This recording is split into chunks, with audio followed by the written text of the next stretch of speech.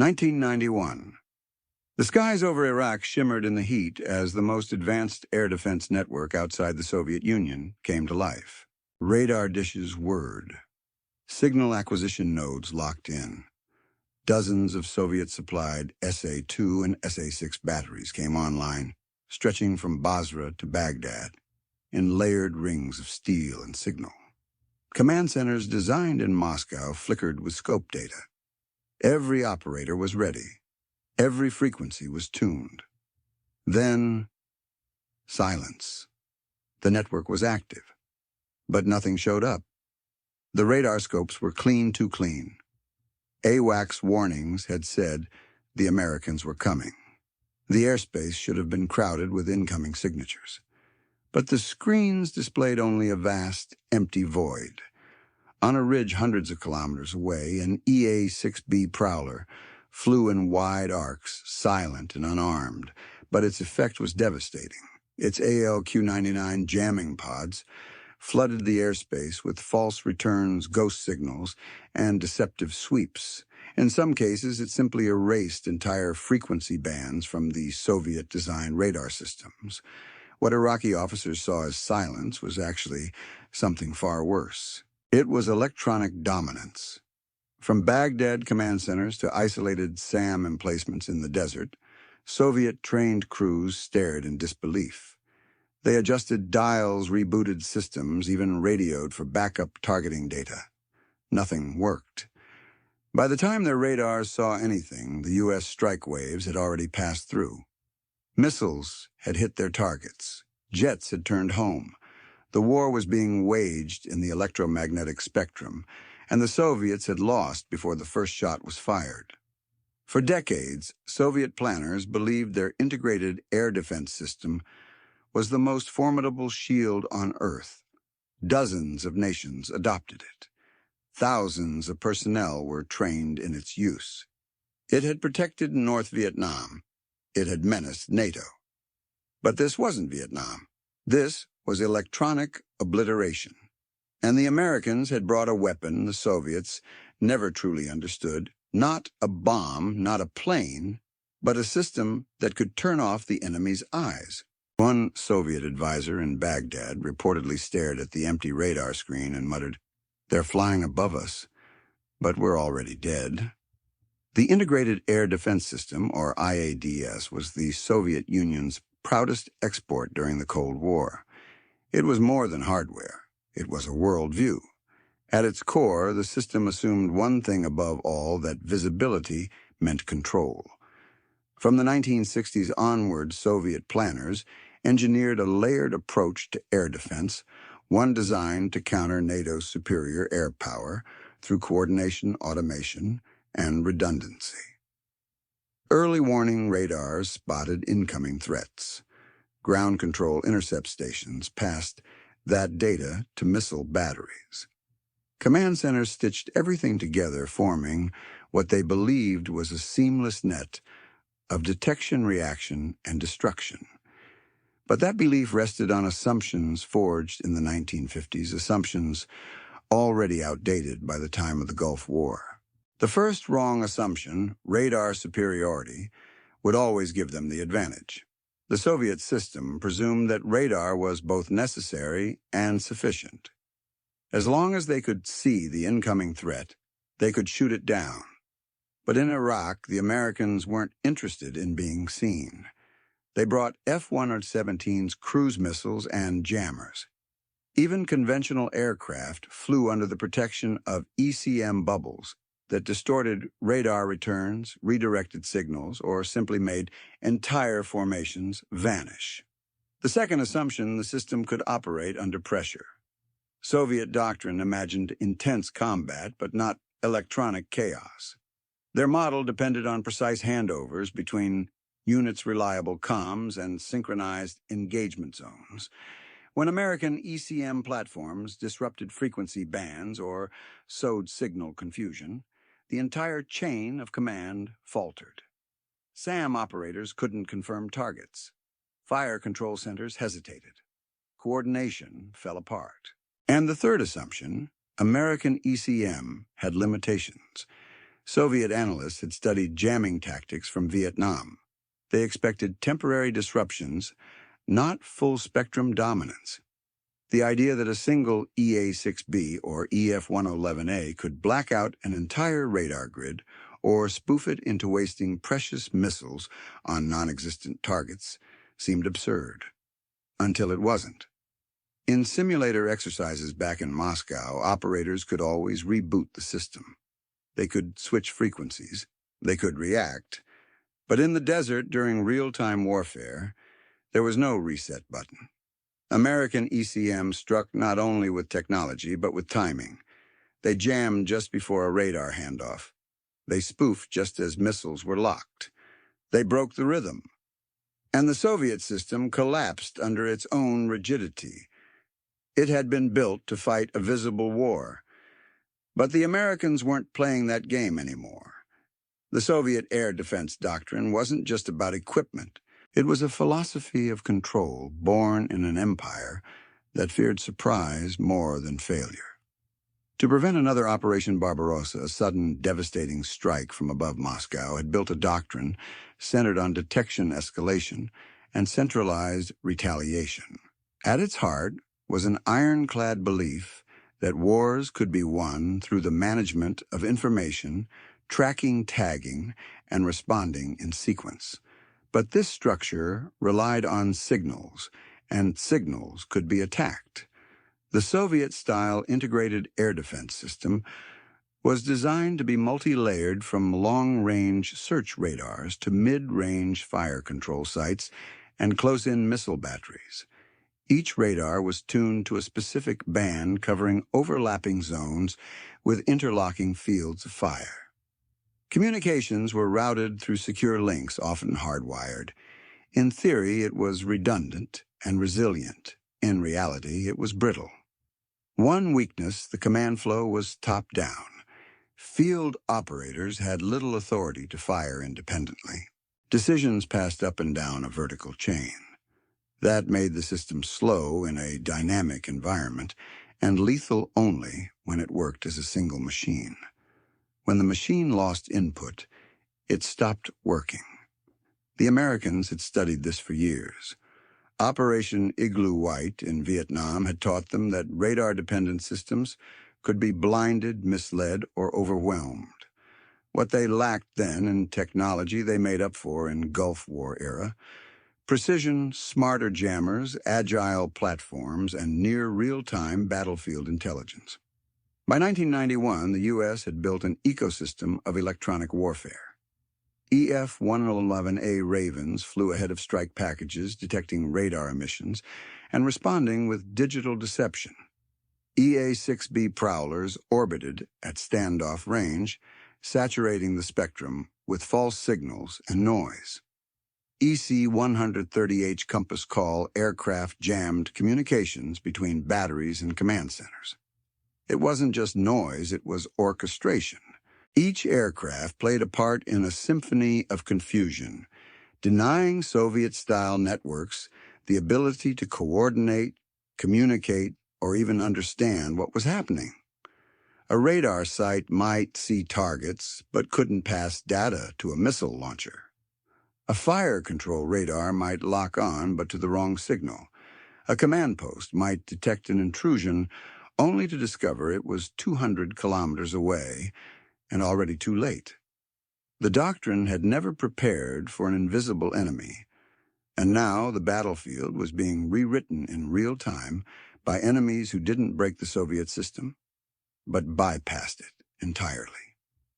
January 17, 1991, 2:38 a.m., Baghdad time. The sky above Iraq was cloudless. Temperatures hovered around freezing, but on every Soviet-built radar screen in the capital, the sky was eerily empty.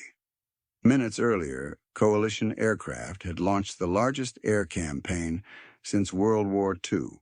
Over 600 aircraft, from stealth fighters to bomb-laden F-15Es, thundered toward Iraq in tightly coordinated waves. The first wave included F-117 Nighthawks invisible to radar, but they weren't alone. Behind them flew EF-111A Ravens, their bellies lined with ALQ-99 transmitters. Farther off, EA-6B prowlers loitered in silence, each one feeding a dynamic jamming grid. High above RC-135, rivet joint surveillance planes sniffed every enemy frequency cataloging radar emissions and passing them to strike groups in real time. Inside a Soviet-advised command bunker in Baghdad, radar officers watched their screens. Nothing.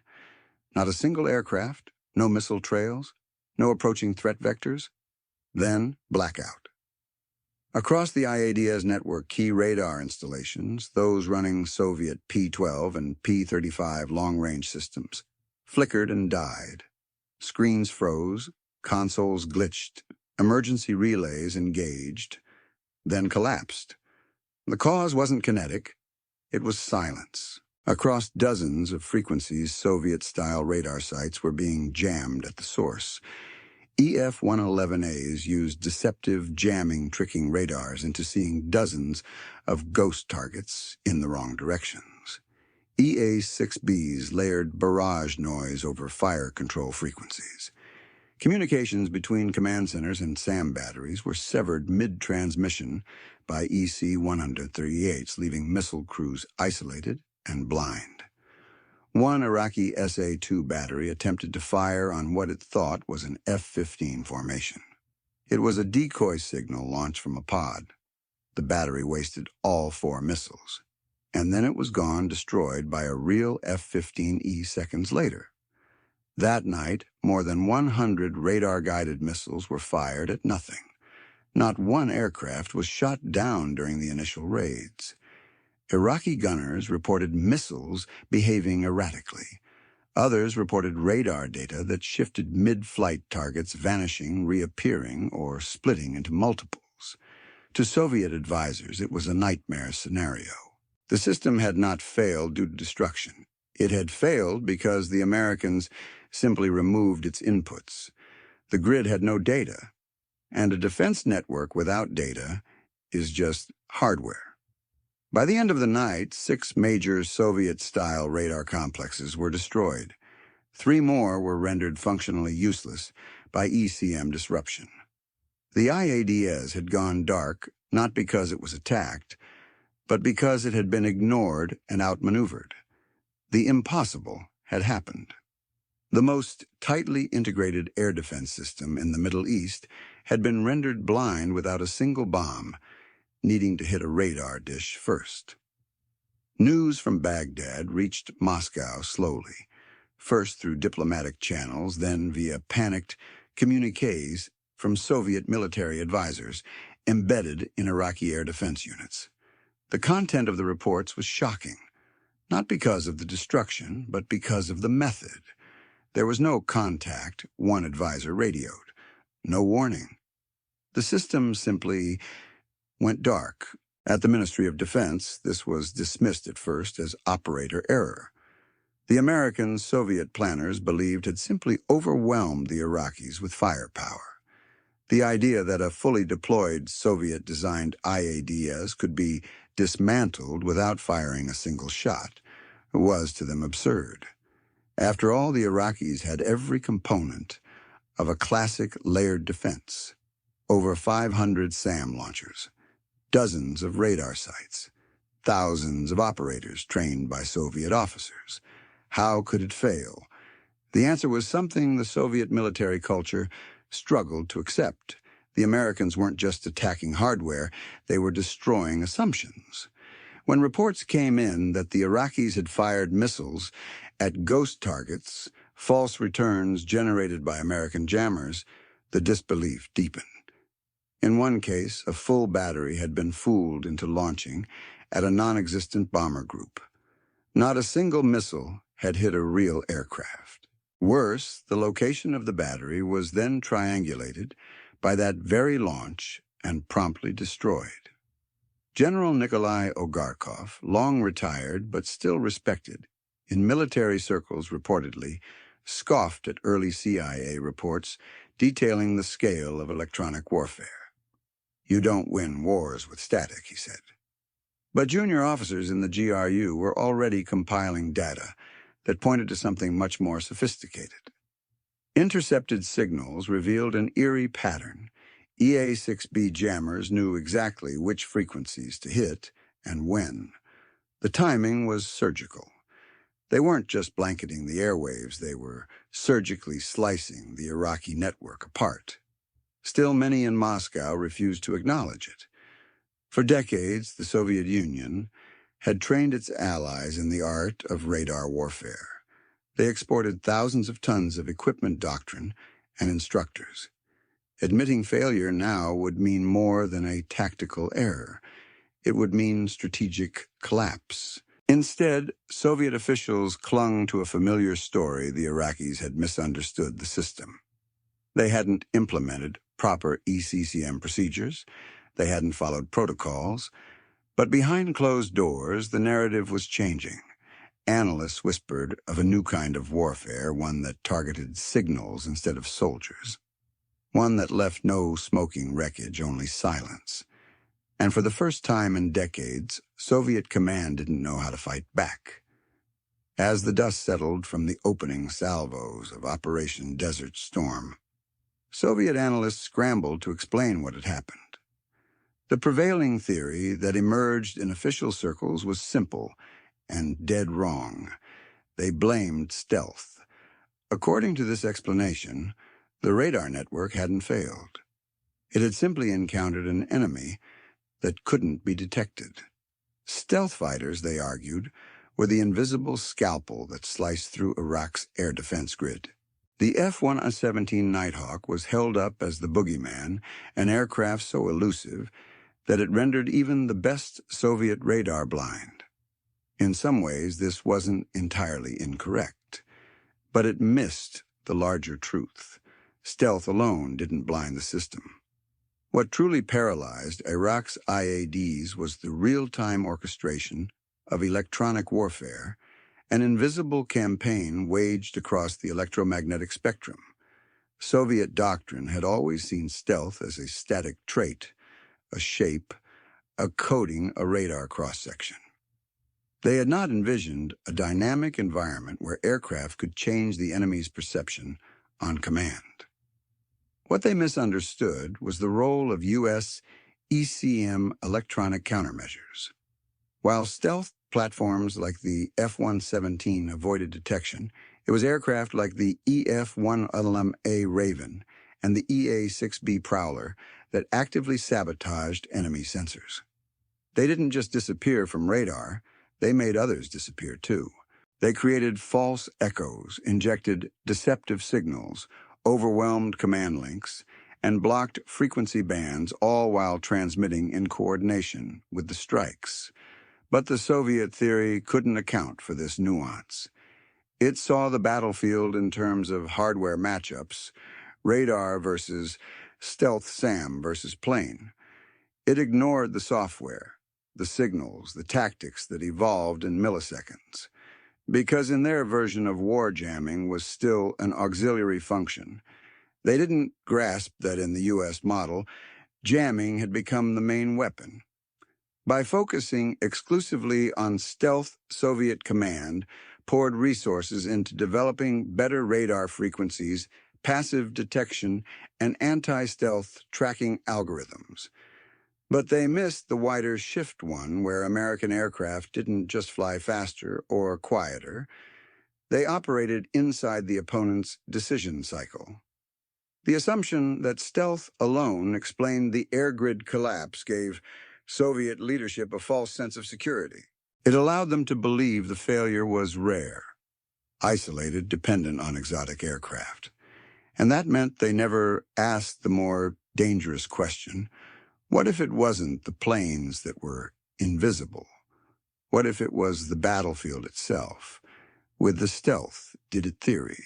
Failing to explain the full scale of the collapse, Soviet strategists grasped for another explanation, one that felt more comfortable, more mechanical.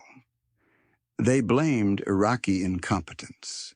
This narrative quickly gained traction in defense circles that the Iraqis had misused. The Soviet systems failed to apply correct procedures and ignored decades of IADS doctrine. Radar crews had been undertrained. Commanders had failed to adapt. Communication links hadn't been hardened properly. To the Soviet mind, this theory provided a convenient shield. It insulated their doctrine from criticism. If the operators were at fault, the system itself could remain sacred. But this, too, was wrong, fatally so. In truth, the Iraqis had followed the book. Many of their radar crews were trained in Soviet military academies. Their defensive layouts mirrored those of Eastern Bloc countries. Even their command and control systems had been advised by Soviet officers who remained in-country up to the very beginning of the war. The issue wasn't incompetence, it was architecture. The Soviet-designed IADS was built for a different kind of war, a massed bomber raid, a conventional air assault from known vectors, not a swarm of high-speed, networked strike packages guided by electronic ghosts. The system had always assumed a linear timeline: detect, identify, track, engage. But in this war, the timeline didn't exist. U.S. electronic warfare aircraft shattered it. Before Iraqi radar operators even knew a signal was being jammed, the transmission was already compromised. Communications were lost in milliseconds. Fire control handoffs failed silently. And decisions had to be made by operators who could see nothing and say nothing. Even when Iraqi crews followed protocols, they were engaging illusions, decoys, signal injects, radar reflections from false targets. The most damning example came during a follow-up wave. A radar operator at an Iraqi SA-3 site detected a formation heading south at medium altitude. He tracked it for 20 seconds, confirmed multiple bogies, and requested missile clearance. By the time permission was granted, the signal disappeared. It had never existed. The formation was a signal loop injected by an EA-6B to keep that site occupied, while real bombers skirted its range. To Moscow's embarrassment, some radar crews actually performed heroically, holding their posts under attack, even firing manually, without command links. But it didn't matter. They had been bypassed. The belief that Iraqi missteps explained the grid's collapse would survive in Soviet literature for years. But to the younger generation of Soviet officers, those who read between the lines, it was clear this was not about failure of training. It was about the obsolescence of the entire doctrine.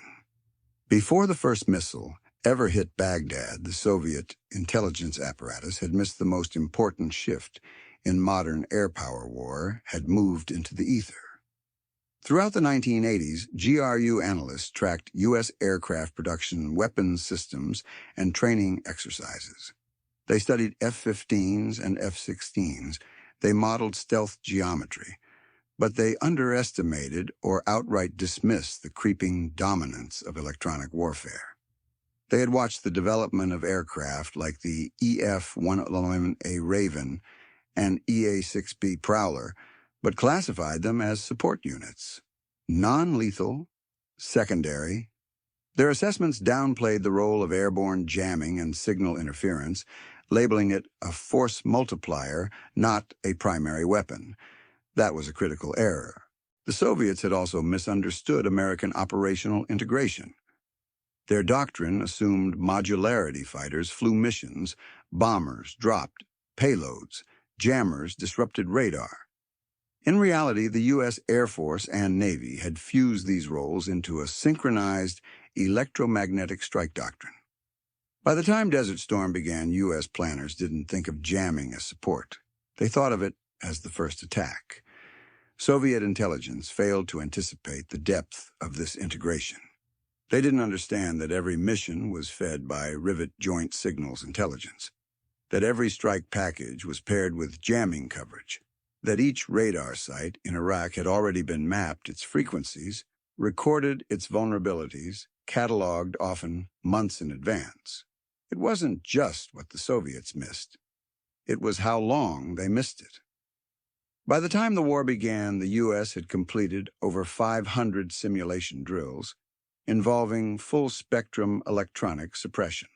They had practiced shutting down IADS networks in the Nevada desert, replicating Warsaw Pact layouts down to the kilometer. But Soviet observers who had attended select exercises and monitored others via satellite thought it was theater. They didn't realize it was a rehearsal. The greatest irony, the Soviets themselves had pioneered aspects of electronic warfare in the 1960s. They developed early jamming pods, signal interception arrays, and mobile radar disruptors. But their investment had stagnated. The systems remained siloed, underfunded, and rarely integrated into strike doctrine. Meanwhile, the U.S. had turned the concept into a kill chain.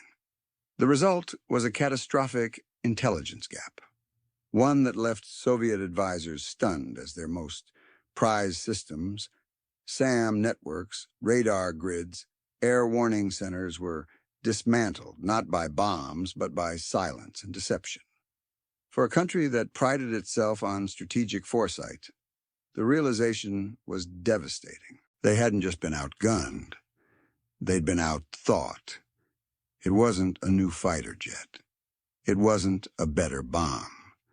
What shattered Soviet assumptions was a system, an invisible lattice of sensors, data links, jammers, and strike aircraft that could erase an air defense network before a single missile was fired. The true American system wasn't just stealth, it was orchestration. At its core was seed suppression of enemy air defenses, a doctrine that redefined the opening move of air campaigns. For decades, air forces focused on overwhelming with volume, but SEAD was about timing coordination and signal dominance. First came the reconnaissance. RC-135 rivet-joint aircraft vacuumed up enemy radar emissions, identifying every frequency pulse pattern and switching interval. These platforms fed targeting data into centralized command nodes, places where the entire electromagnetic map of the battlefield was visualized in real time. Then came the jammers. EA-6Bs and EF-111As moved into position, blanketing airspace with deception. But these weren't the brute force jammers of the past. Their signal profiles were precise, layered, and dynamic, capable of targeting specific frequencies at exact moments. They didn't blind everything. They blinded just enough to open a hole. That hole was where the F-4G Wild Weasel entered. Armed with AGM-88 HARM missiles, these jets hunted enemy radar. Once a hostile emitter lit up, even for a second, the Wild Weasel locked on and launched. The missile didn't need a full lock. It homed on the source of radiation itself. One mistake by the radar crew, one flicker of power, and the site was gone. Behind them came the strikers. F-15Es, F-16s, and stealthy F-117s moved through corridors, carved open by electronic warfare. They didn't need to fight their way in. The grid was already falling apart. Communications were jammed. Radar was silent. And command centers were either misled or destroyed. And throughout all of it, AWACS watched from above, tracking friendlies, coordinating assets, and adjusting the battle plan in real time. It wasn't just a flying radar. It was the orchestra conductor. This was the system the Soviets had failed to predict, a multi-domain kill chain that fused sensors, shooters, and jammers into a single adaptive organism. The Iraqi IADS hadn't collapsed because it was weak. It collapsed because it was built for the wrong era. It had no answer to a war where visibility was optional, where deception was the first strike, where a radar beam could become a death sentence. The Americans didn't just fight differently. They saw the battlefield differently, not as a map of targets, but as a web of signals. Each pulse, each emission, each silenced data points in a war that took place long before the first bomb fell. This system wasn't theoretical. It was operational, tested, refined, and in 1991 it was unleashed. The Soviets had watched from afar their advisors fleeing bombed-out bunkers, their radar sites blinking off the map, their doctrine unraveling in real time. They had prepared for a conventional air war, but they were facing the future, and they didn't even know what to call it. It was February 1991 when the final insult came, not in the form of a bomb, but in what didn't happen. As the U.S.-led coalition began its ground offensive into Iraq, Soviet advisors still clung to the hope that the IADS could recover. After all, over 3,000 surface-to-air missile launchers still dotted the terrain. Mobile radar trucks, static emplacements, and hardened command centers remained intact across key sectors. The war, they believed, would now return to a phase they understood brute force and layered defenses. Instead, the Americans moved as if nothing stood in their way. F-15E Strike Eagles flew daylight raids over Baghdad with minimal escort. B-52s operated in near formation, dropping payloads within visual range of known SAM sites. Helicopters hunted tank columns under the cover of total radar silence, calling in close air support with pinpoint GPS coordinates.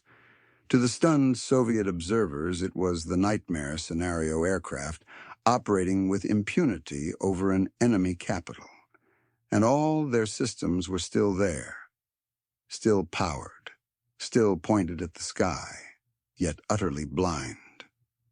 One Soviet colonel, embedded with an elite radar unit near Al-Taji, later wrote in his classified debrief, "We did not see them. We only heard the explosions. The screen remained dark." What made it worse wasn't the technical failure. It was the psychological dominance. Coalition aircraft would sometimes trigger radar sites just long enough to bait a reaction, then vanish.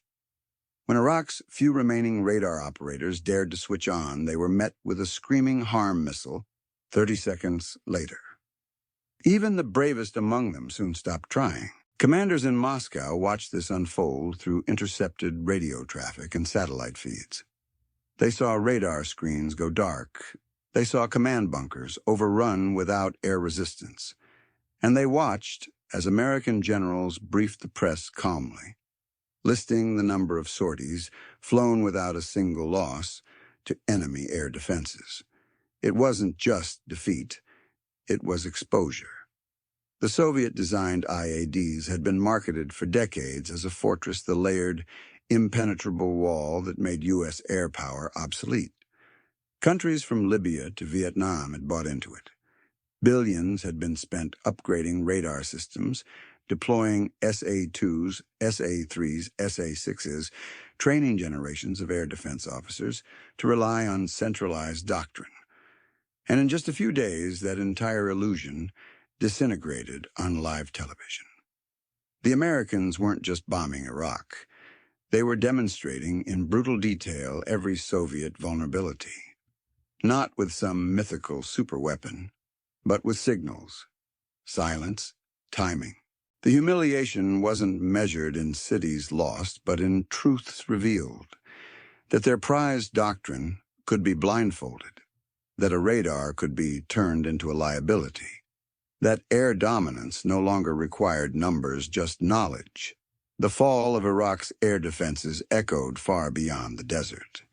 It sent shock waves through the highest echelons of Soviet military command because what collapsed wasn't just a client state's radar network. It was the credibility of an entire worldview. For decades, Soviet defense doctrine had been built on layers, depth, density, and redundancy. SAM belts, overlapping radar coverage, and centralized command were designed to deny airspace through sheer volume.